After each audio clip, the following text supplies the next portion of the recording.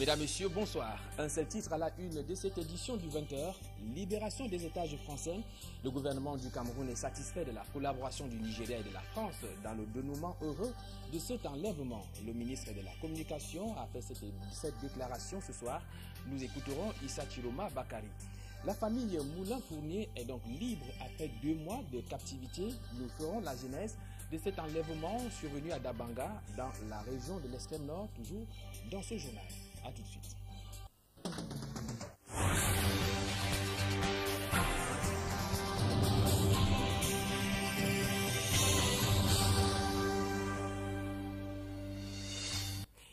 Une fois de plus, bonsoir. Laurent Fabius est à Yaoundé.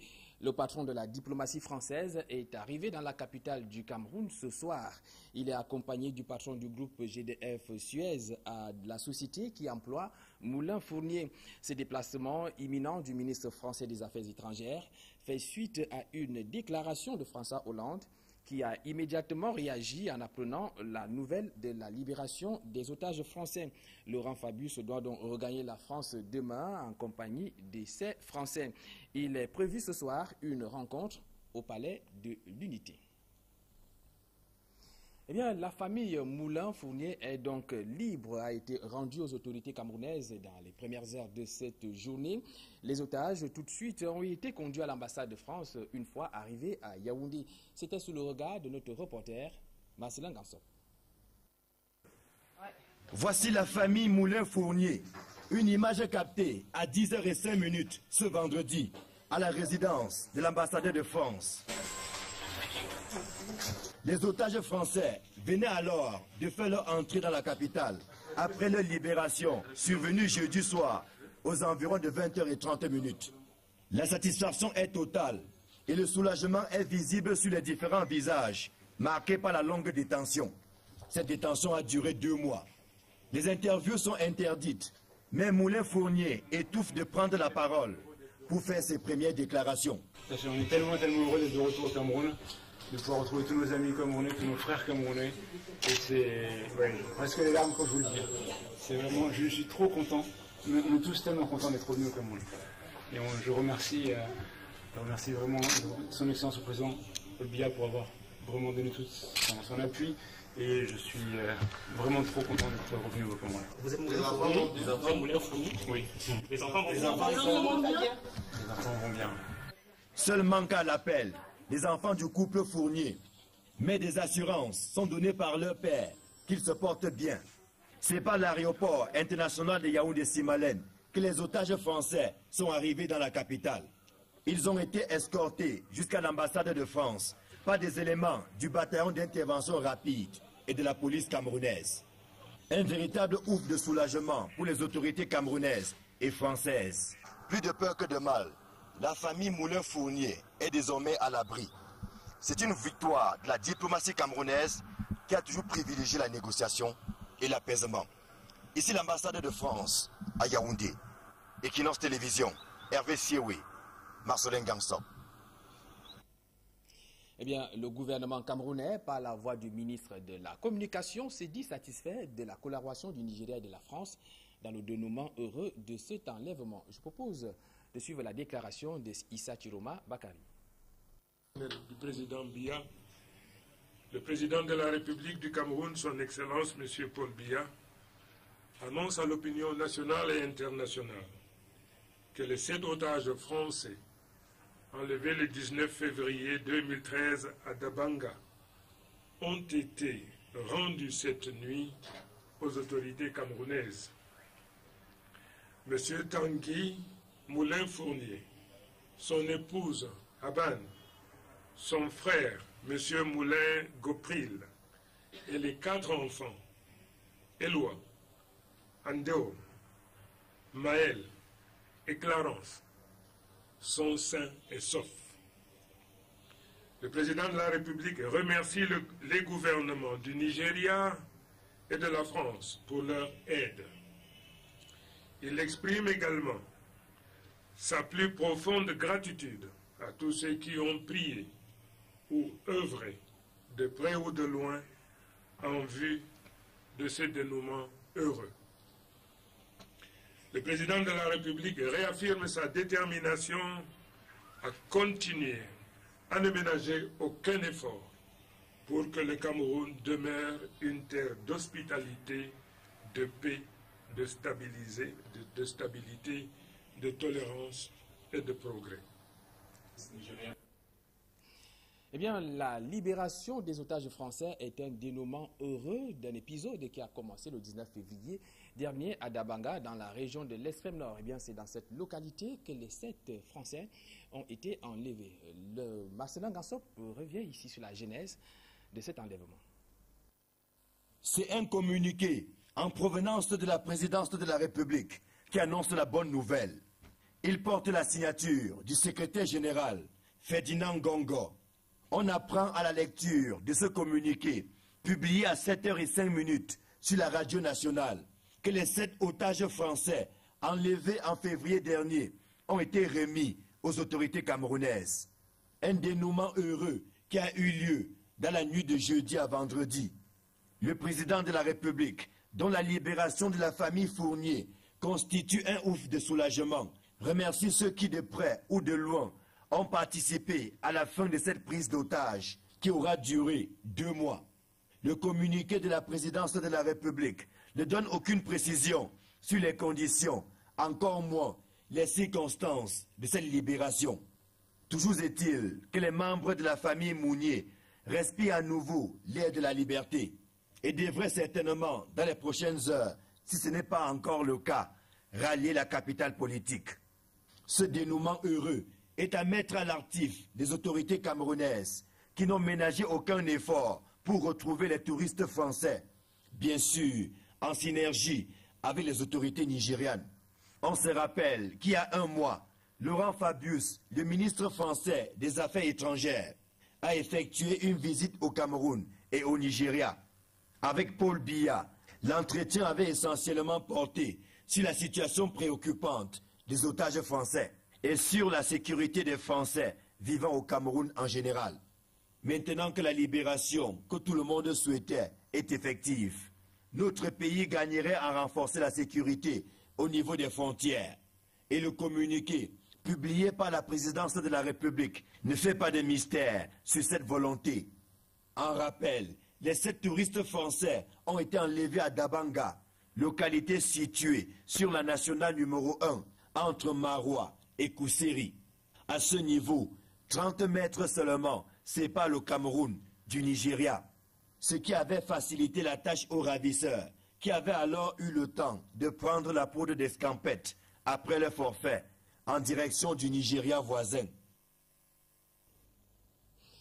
Depuis l'annonce de la libération des 7 otages français, l'on n'a pas cessé de recueillir des réactions et je propose de suivre celle de Célestin Kemgoum. Il espère en question de stratégie et de défense, lui qui pense que c'est une victoire pour le Cameroun et que les autres pays devraient s'inspirer de la méthode camerounaise. Célestin Kemgoum est au micro d'Equinox Télévision.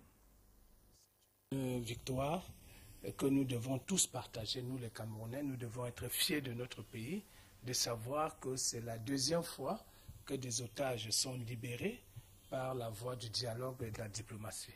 Et c'est l'administration de la preuve, s'il était encore nécessaire de le faire, que notre chef de l'État est un homme de dialogue et de paix. Car ce n'est pas seulement au Cameroun que des otages ont été enlevés, mais pourquoi est-ce que ces solutions viennent particulièrement du Cameroun? Cela veut dire que nos méthodes sont excellentes et que les puissances occidentales qui sont souvent victimes de ce genre de situations, puisque les prises d'otages concernent essentiellement leurs ressortissants, gagneraient à se rapprocher du Cameroun pour connaître les méthodes. Même s'il est vrai c'était une action mixte, il y a eu une action mixte, la France a envoyé des agents sur le terrain, mais qui a eu cette victoire? C'est la preuve que le Cameroun a de bonnes méthodes et que Recensement général des votes du 14 avril dernier, nous parlons là des sénatoriales 2013. Eh bien, la commission a remis son rapport cet après-midi au premier président de la Cour suprême, Alexis Dipanda Mouele. L'on attend à présent l'audience qui va statuer sur les recours introduits par l'UNDP et l'UDC avant la proclamation officielle des résultats qui est attendue au plus tard le 29 avril prochain. Affaire Cofinex, de l'espoir pour les victimes de cette défunte microfinance. La Cour d'appel du littoral a donc rouvert l'audience, rouvert les débats. C'était ce jour, au cours de l'audience, une audience à laquelle prenaient part nos reporters Dallas Chana et Vincent Bika. Des épargnants de la défunte microfinance au Cofinex avaient le pas moins lourd. Leur visage entretenait aussi l'espoir au sorti de l'audience de ce 19 avril à la Cour d'appel du littoral. La Cour d'appel a cédé finalement à notre demande de rabattement du délibéré pour ouvrir les débats sur le point de statuer sur son incompétence et à renvoyer le dossier Cofinex devant le cadre amiable prévu par l'ordonnance du président de la République de 1990. Prévoyant que la liquidation des banques doit s'effectuer dans un cadre amiable. Cet intervenant libre qui conduit la cause des épargnants parle de première victoire et des victimes peuvent espérer comme cette veuve. Il avait seulement versé son argent à Cofinex et quand il est hospitalisé, je suis partie là-bas, Cofinex avait fermé. Je n'avais plus où trouver l'argent pour le soigner et il est aussi mort comme ça. Moi voici, je souffre par manque de soins, je souffre, même les enfants. J'ai 6 enfants. Dans cette affaire qui a connu un rebondissement, des nouvelles conclusions ont été introduites par des épargnants et la partie adverse. La succession Zico qui demande à la Cour de ne pas prononcer la liquidation de Cofinex.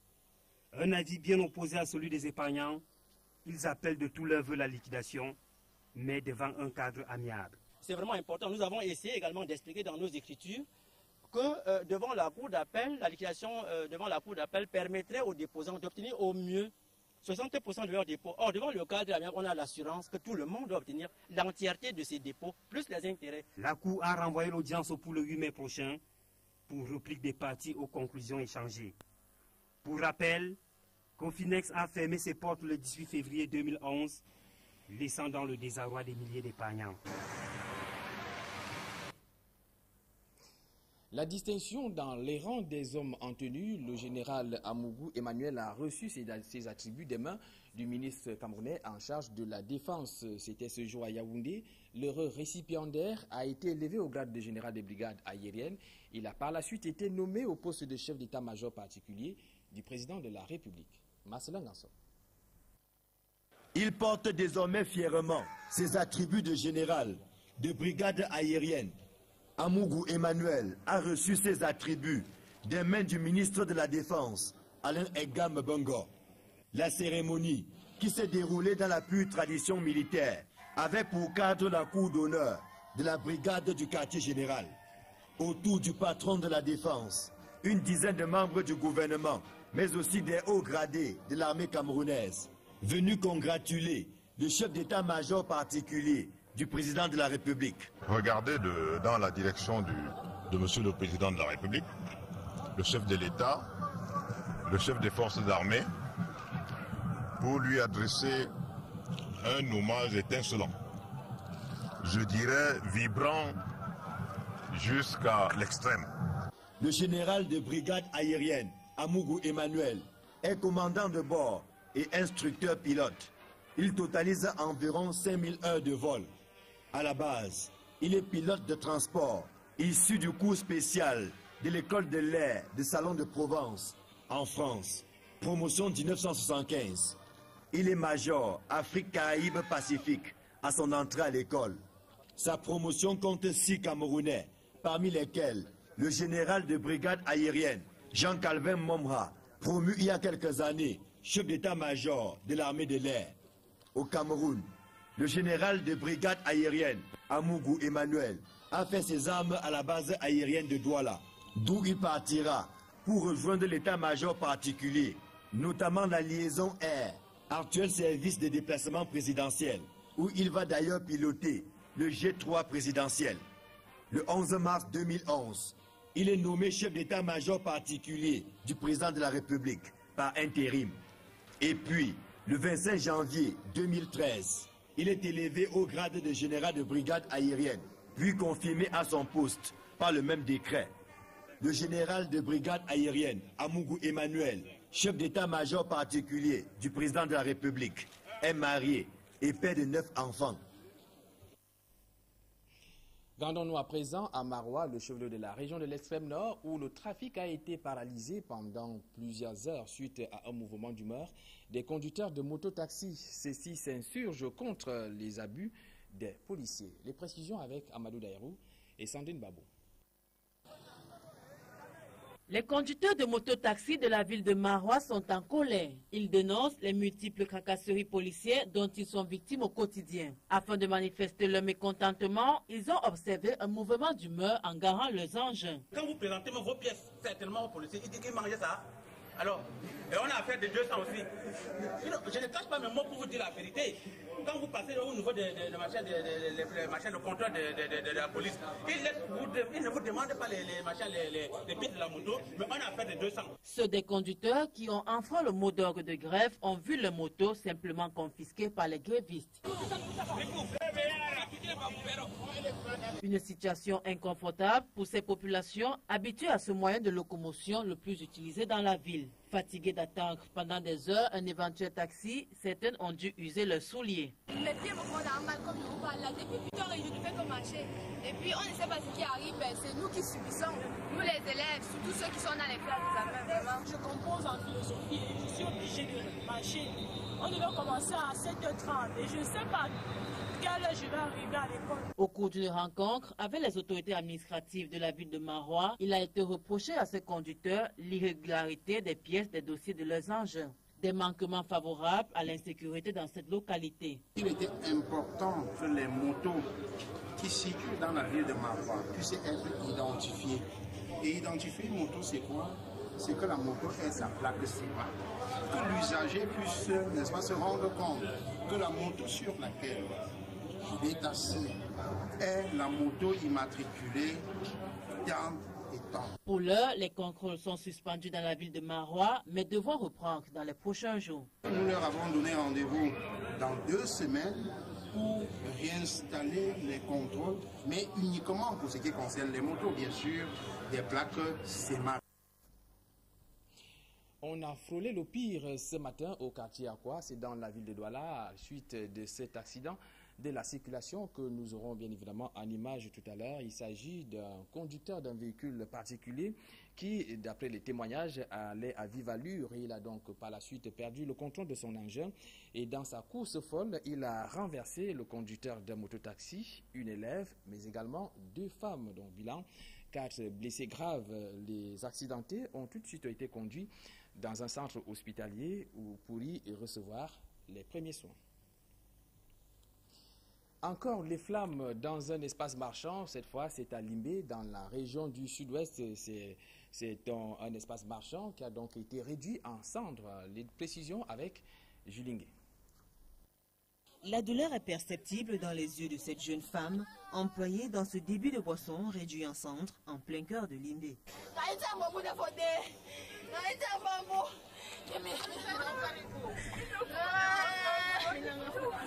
Cette dame n'arrive pas à se retenir. L'incendie déclaré dans la nuit de jeudi à vendredi a emporté toutes ses économies, fruit de longues années de travail.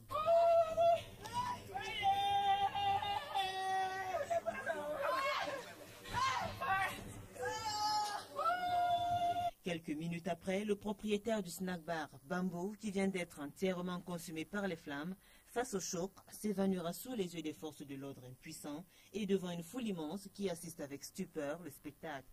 Selon les témoignages, les coupures intempestives du courant électrique seraient à l'origine du désastre. Parmi les dégâts matériels, l'on dénombre les débits de boissons, des boutiques estimées à plusieurs millions de francs CFA. Les populations de la ville de Limbé déplorent et condamnent cet incident qui n'aurait pas causé tant de dégâts si une unité de sapeurs-pompiers était opérationnelle dans cette région du sud-ouest. En sport, les rencontres comptant pour la 9e journée du championnat de Lady One se disputent ce week-end. À suivre en perspective, le choc qui oppose à l'ouest Unisport du Oncam, vainqueur de la Coupe du Cameroun, et l'Union sportive de Douala, champion en titre. L'affiche du week-end avec Jean-Paul Chouniat. L'actualité sportive va battre son plein ce week-end avec Coton Sport qui accueille le stade malien de Bamako dans le cadre des 8e de finale allée de la Ligue des Champions. Vainqueur en 16e de finale face à la FAD des Canaux de Côte d'Ivoire, Coton Sport pourrait être en passe de prendre une meilleure option sur son adversaire au stade Rumdiadja de Garoua. Des observateurs de foot redoutent cependant les clubs maliens, dont l'un de l'Union sportive Bougouni avait éliminé Unisport du Ouakam au tour préliminaire de la Coupe de Confédération. À côté de ce match aller de compétition africaine, le championnat d'élite aura droit de citer avec un top match 2 affiches aux allures de Super Coupe du Cameroun, Unisport du Ouakam, vainqueur de la Coupe du Cameroun 2012 et Union sportive de Douala, champion en titre. Union de Douala, le champion en titre, a fort à faire face au Flambeau de l'Ouest, deuxième au classement avec 15 points. Canon de Yaoundé sera face à la Panthère d'Undé. Sortant de 2 victoires consécutives, les seuls d'ailleurs en 8 journées, les Mekok Mungunda pourraient voir leur rang s'améliorer dans le tableau face à un fauve d'Undé en mal d'inspiration ces derniers temps. Un autre choc en vue, le jeune loup dans longue de l'Athlétique 2000 reçoit le leader Astre qui tient à garder le haut du tableau après surtout une victoire sur Coton Sport de Garoua à la 8e journée. New Star de Douala, jusqu'ici invincible, pourrait faire d'une bouchée la lanterne rouge au Foufou Club de Baham avec 0 victoire, cherchant toujours entraîneur. Un autre relégable qui broie du noir en ce moment. Voilà, c'est au bas de cette page sportive que nous mettons un terme à cette édition d'information. Mais notons que le kick-off de la 16e édition des Jeux universitaires a lieu demain à Gaoundéré, dans la région de la Damawa. Retrouvez une autre équipe de présentation pendant ce week-end. C'est dit, mesdames, messieurs, bon début de week-end à toutes et à tous.